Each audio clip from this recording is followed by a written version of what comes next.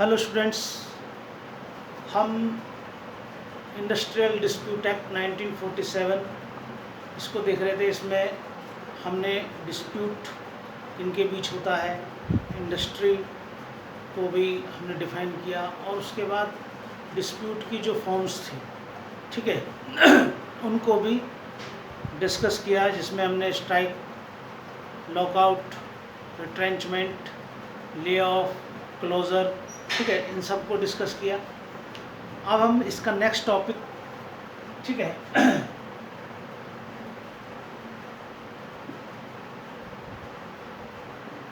Grievance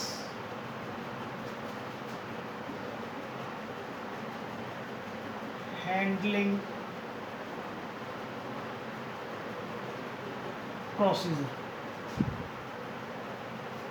grievance handling procedure, ठीक है, इसको देखेंगे कि कोई ग्रीवांस है तो उसको हैंडल करने का क्या प्रोसीजर है। दो है, एक इंटरनल और एक एक्सटर्नल, ठीक है, इंटरनल और एक्सटर्नल। इंटरनल में हम देखते हैं, यहाँ से चलते हैं, कोई वर्कर है तो स्टूडेंट्स जो डिस्प्यूट है वो जो वर्कर हैं, ठीक है, इनके बीच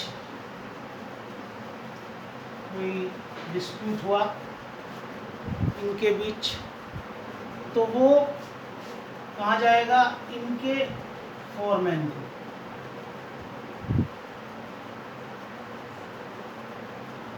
फोरमैन इनके बीच का ही कोई व्यक्ति होता है, वही उससे शिकायत करेंगे, ये ही इनकी समस्या को सुलझा देगा, सेटल करा देगा।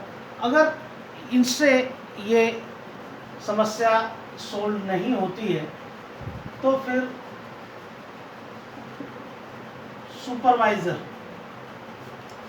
सुपरवाइज़र के पास, ठीक है, ये समस्या जाएगी और सुपरवाइज़र इस प्रॉब्लम को, ठीक है, विद इन 48 आवर्स उसको ये सॉल्व करेगा, ठीक है, ठीक है स्टूडेंट्स। तो सुपरवाइज़र 48 आवर्स में इस ग्रीवांस को सॉल्व करेगा। अगर इससे भी ये नहीं होती है तो हेड ऑफ द डिपार्टमेंट इस प्रॉब्लम को सॉल्व करेगा और इसको सॉल्व करने के लिए विद इन 3 डेज उसको ये प्रॉब्लम सॉल्व करनी है, ठीक है। नहीं प्रॉब्लम सॉल्व होती तो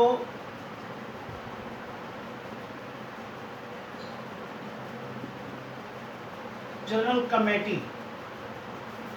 कमेटी इस प्रॉब्लम को सॉल्व करेगी और वो 7 डेज के भीतर इसको उसे सॉल्व करना। आफ्टर दैट ये टॉप मैनेजमेंट के पास प्रॉब्लम जाएगी। Top management with in 3 days इस प्रॉब्लम को सॉल्व करेगा, ठीक है। ये इसका इंटरनल ग्रीवांस हैंडलिंग प्रोसीजर हुआ, ठीक है। वर्कमैन्स के बीच में कोई किसी प्रकार की प्रॉब्लम है तो उसको फोरमैन, जो उन्हीं के बीच का व्यक्ति होता है, वो सबसे सूटेबल पर्सन है, ये इस प्रॉब्लम को सॉल्व करेगा सबसे पहले। इससे नहीं होती तो जो इनका सुपरवाइज़र है उसके पास प्रॉब्लम जाएगी, वहाँ भी सॉल्व नहीं होती है तो जो इनका हेड ऑफ द डिपार्टमेंट है, इसके पास जाएगी। आफ्टर दैट एक जर्नल, अगर नहीं होती है इससे भी तो जनरल कमेटी जो है इस प्रॉब्लम को सॉल्व करेगी और जनरल कमेटी से भी अगर ये प्रॉब्लम सॉल्व नहीं होती है तो टॉप मैनेजमेंट इस प्रॉब्लम को विद इन 3 डेज सॉल्व करेगा, ठीक है। चलिए अब इसके बाद एक्सटर्नल में सबसे पहले वर्क्स कमेटी, वर्क्स कमेटी, ठीक है, ये इस प्रॉब्लम सबसे पहले इसके पास जाएगी, ठीक है। उसके बाद कंसिलिएशन ऑफिसर, कंसिलिएशन ऑफिसर के पास ये प्रॉब्लम जाएगी, कंसिलिएशन ऑफिसर इस प्रॉब्लम को सोल्व करेगा। Then board of conciliation,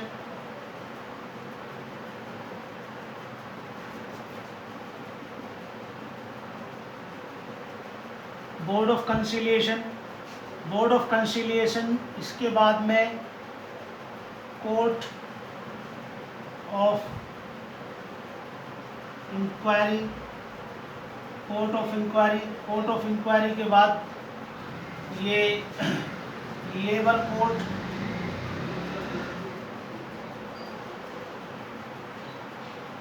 labour court, ठीक है। लेबर कोर्ट के बाद ये इंडस्ट्रियल, ठीक है, industrial tribunal,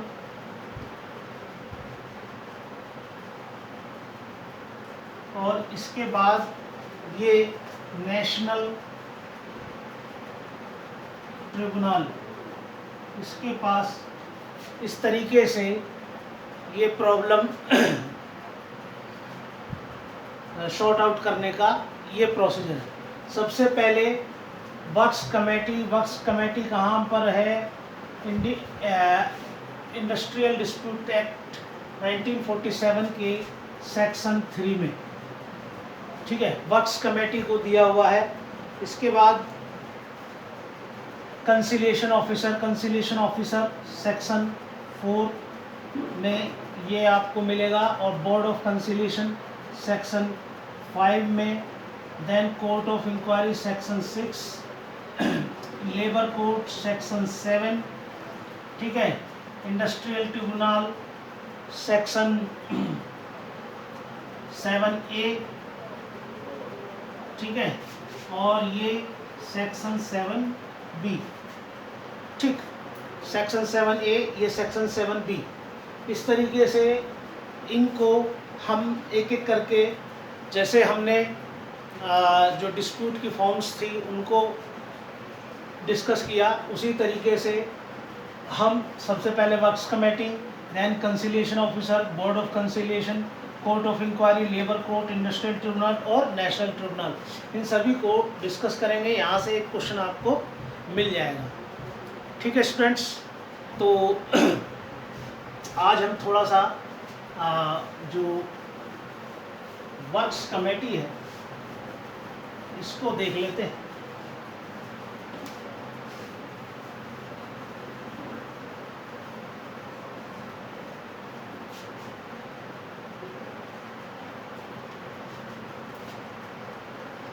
section 3 works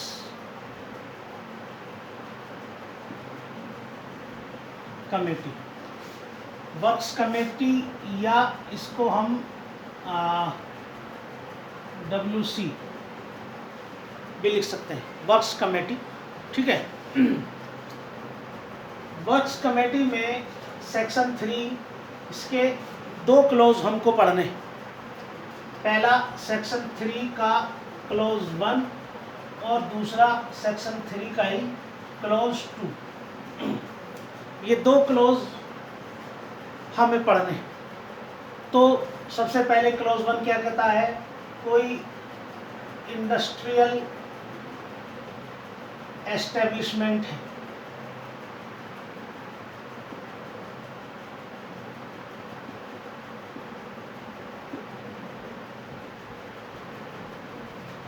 industrial establishment होना चाहिए जिसमें 100 और 100 प्लस वर्कमैन काम कर रहे हो, या लास्ट 12 मंथ में से किसी भी सिंगल डे, यदि एक दिन भी ये अगर इन्होंने 100 या 100 से ज़्यादा व्यक्तियों ने इस इंडस्ट्रियल एस्टेब्लिशमेंट में काम किया हो, ठीक है, एक साथ नियोजित रहे हो, एम्प्लॉयड रहे हो, ठीक है। कैसा इंडस्ट्रियल एस्टेब्लिशमेंट है ये? जहाँ पर 100 या 100 से ज़्यादा वर्कमैन काम करते हों, या पिछले 12 महीनों में एक दिन भी 100 या 100 से ज़्यादा व्यक्ति एक साथ नियोजित रहे हों। तब एप्रोप्रिएट गवर्नमेंट से मतलब है कि अगर सेंट्रल लेवल पे, तो जो इस समय जो केंद्र में जिसकी सरकार है, और स्टेट लेवल की बात हो रही है, तो स्टेट में इस समय जैसे उत्तर प्रदेश की अगर मैं बात करूं, तो उत्तर प्रदेश में योगी जी की सरकार है, तो एप्रोप्रिएट गवर्नमेंट कौन सी होगी? योगी जी की गवर्नमेंट एप्रोप्रिएट गवर्नमेंट होगी, ठीक है। एप्रोप्रिएट गवर्नमेंट अपने जनरल या स्पेसिफिक ऑर्डर के द्वारा ये रिक्वायर करेगी, क्या रिक्वायर करेगी? कि जो एम्प्लॉयर है वो क्या करे? वो कॉन्स्टिट्यूट करे, ठीक है, एम्प्लॉयर कॉन्स्टिट्यूट करे क्या? एक वर्क्स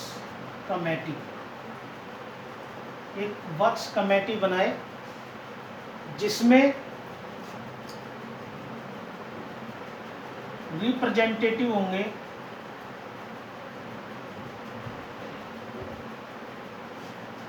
किसके? एम्प्लॉयर और एम्प्लॉय, इन दोनों की। ये एक रिप्रेजेंटेटिव, ठीक है, एम्प्लॉयर की एप्रोप्रिएट गवर्नमेंट अपने जनरल या स्पेसिफिक, ठीक है स्टूडेंट्स।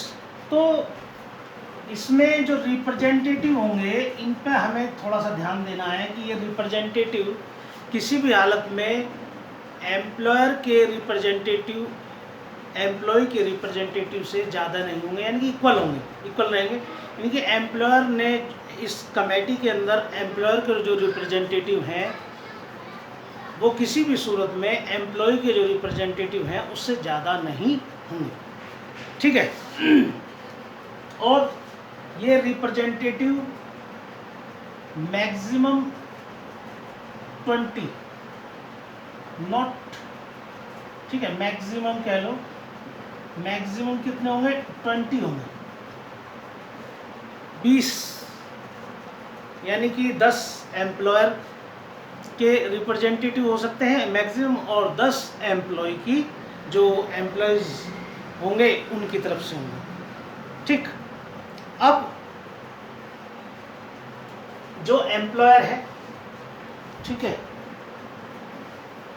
अभी इसका क्लॉज 1 ही चल रहा है, इसके बाद हम देखेंगे जो एम्प्लॉय के रिप्रेजेंटेटिव है,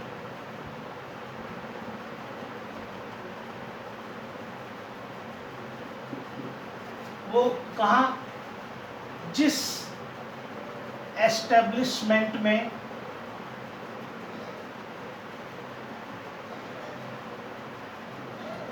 वो एम्प्लॉय एंगेज है, वहाँ से एक प्रेस्क्राइब्ड मैनर में ये रिप्रेजेंटेटिव लिए जाएंगे, या फिर ये ट्रेड यूनियन, ठीक है स्टूडेंट्स। तो ये एस्टेब्लिशमेंट जिसमें वो एम्प्लॉय एंगेज्ड है, वहाँ पर जो प्रेस्क्राइब्ड मैनर है उससे लिए जाएंगे, या ट्रेड यूनियन जो रजिस्टर्ड है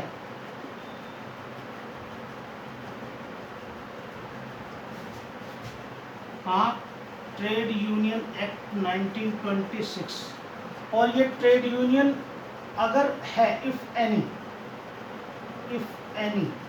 अगर कोई है तो उससे कंसल्ट करके, ठीक है, उससे कंसल्ट करके ये रिप्रेजेंटेटिव लिए जाएंगे एम्प्लॉय की तरफ से। एम्प्लॉयर जनरली ये माना जाता है कि भाई एम्प्लॉयर तो अपने रिप्रेजेंटेटिव ले ही आएगा, लेकिन एम्प्लॉय अपने रिप्रेजेंटेटिव किस तरीके से लेकर के आए, और वो अगर अपना रिप्रेजेंटेटिव नहीं ला पाता है तो उसके लिए क्या व्यवस्था रहेगी। उसके लिए इस तरीके से कि जहाँ एस्टेब्लिशमेंट में वो काम कर रहा है, जिसमें एंगेज है, वो वहाँ से प्रेस्क्राइब मैनर में, और ट्रेड यूनियन अगर कोई वहाँ पे ट्रेड यूनियन भी कार्यरत है तो वहाँ से जो रजिस्टर्ड है ट्रेड यूनियन एक्ट 1926 में, वहाँ से वो रिप्रेजेंटेटिव उससे कंसल्ट करके लिए जाएंगे। तो ये इसका क्लोज 1 हुआ। इसके बाद इसका क्लोज 2,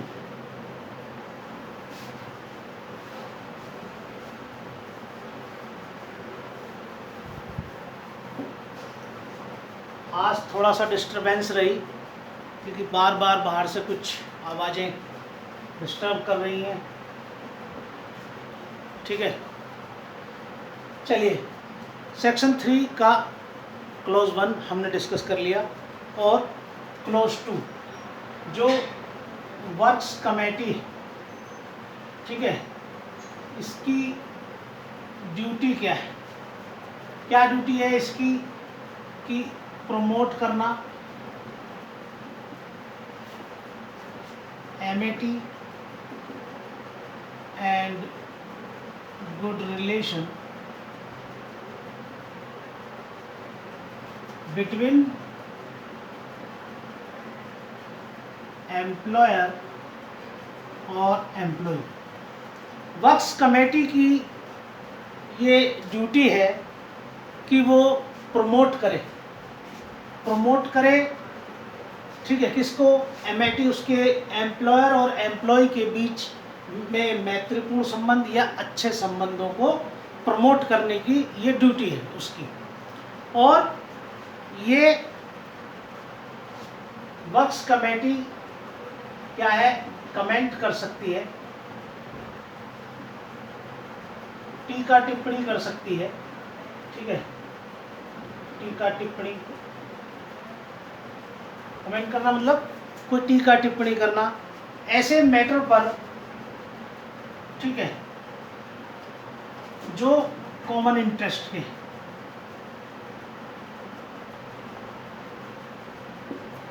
कॉमन इंटरेस्ट के किसी मैटर पर ये उस पर कमेंट भी कर सकती है, क्योंकि ये उन्हीं के बीच के लोगों से बनाई गई कमेटी होती है। तो इसमें क्या है कि अगर कोई डिस्प्यूट है तो ये यहीं पर कोई टीका टिप्पणी करके उनके बीच में समझौते की कार्रवाई को, उनके बीच में समझौता करा सकती है, समझौता करा दे, ठीक है। क्योंकि इसके सदस्य एक दूसरे के बहुत ज़्यादा नज़दीक होते हैं तो सुझाव भी दे सकते हैं, और उनके बीच में सहमति कराने पर भी बल दे सकते हैं, और जिससे उनके बीच में जो डिस्प्यूट है वो वहीं पर रिजॉल्व हो जाए। तो सेक्शन 3 में वर्क्स कमेटी को हमने देखा कि ये किस तरीके से काम करेगी, ठीक है, किस एस्टेब्लिशमेंट में होगी जहाँ 100 या 100 से ज़्यादा व्यक्ति हों, वहाँ अप्रोप्रिएट गवर्नमेंट रिक्वायर करेगी उस एम्प्लॉयर से कि वो एक वर्क कमेटी कॉन्स्टिट्यूट करे, जिसमें रिप्रेजेंटेटिव होंगे एम्प्लॉयर के भी और एम्प्लॉय के भी। और एम्प्लॉयर के रिप्रेजेंटेटिव किसी भी सूरत में वो एम्प्लॉयर के रिप्रेजेंटेटिव जो है किसी भी सूरत में एम्प्लॉय के रिप्रेजेंटेटिव से ज़्यादा वो नहीं होंगे, ठीक है। एम्प्लॉयर जनरली अपने रिप्रेजेंटेटिव वो उसको मिल जाते हैं, वो व्यवस्था कर लेता है, लेकिन एम्प्लॉय को अगर नहीं व्यवस्था हो रही है तो वो जहाँ इंगेज है वहाँ से प्रेस्क्राइब मैनर में वहाँ से रिप्रेजेंटेटिव लिए जाएंगे, या ट्रेड यूनियन अगर कोई है तो जो रजिस्टर्ड है ट्रेड यूनियन एक्ट 1926 में, ठीक है, उससे कंसल्ट करके वो लिए जाएंगे। दूसरा, इसकी ड्यूटी है कि वो प्रमोट करे जो एम्प्लॉयर और एम्प्लॉय है इनके बीच के में एमिटी या गुड रिलेशंस के लिए। और ये इसको ये भी पावर दी गई है कि वो कमेंट कर सकती है किसी मैटर पर जो कि कॉमन इंटरेस्ट का है, ठीक है। वो इसीलिए क्योंकि ये इसके ज़रूरत से मतलब आपस में नज़दीकी होते हैं, ठीक है। तो वो उसमें ये सुलह कार्रवाई या समझौते की कार्रवाई को आसानी से आगे बढ़ा सकते हैं। तो ये वर्क्स कमेटी, ठीक है, सेक्शन 3 में हमने देखा। नेक्स्ट हम जो कंसिलिएशन ऑफिसर है नेक्स्ट वीडियो में उसको डिस्कस करेंगे। Thank you students.